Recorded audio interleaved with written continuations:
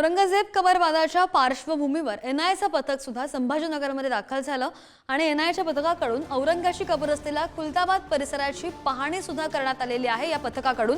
आणि या पथकाकडून जी पाहणी करण्यात येते छोट्या छोट्या गोष्टींची खबरदारी घेतली जाते।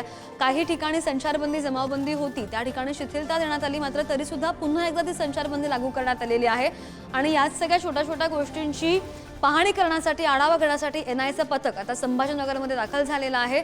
औरंगजेब कबर वादाच्या पार्श्वभूमीवर एनआयच्या पथकाकडून औरंगाची कबर असलेल्या खुलताबाद परिसराची पाहणी सुद्धा करण्यात येते। सुरक्षेसाठी केंद्राची खबरदारी असणार आहे आणि एनआयच्या पथकाकडून बारीक सारीक हालचालींवर सुद्धा नजर असेल।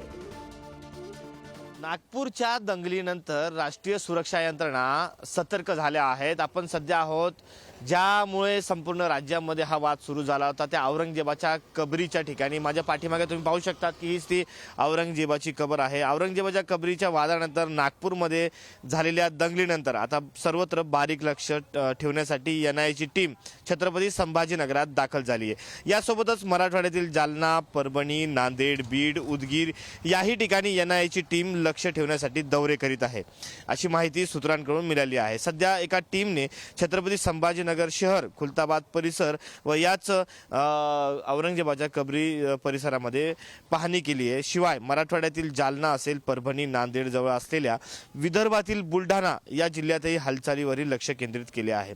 औरंगजेब कबरीच्या पार्श्वभूमीवर दंगल किंवा तेढ उद्भवेल असं कोणी काम करत असेल तर त्यावर बारीक लक्ष ठेवण्यासाठी ही यंत्रणा सज्ज झाली आहे।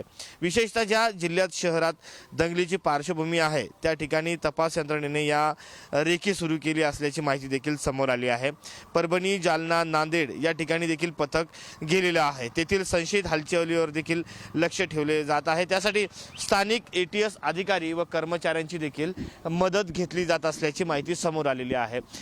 कुठेही राज्यामध्ये अनुचित प्रकार घडू नये यासाठी राष्ट्रीय सुरक्षा यंत्रणा असेल किंवा राज्य सरकार असेल यांच्याकडून ही खबरदारी आता घेतली जात आहे। कॅमेरा पर्सन अमोल वाघोलेसह मी सचिन चिरे, पुढारी न्यूज, छत्रपती संभाजीनगर।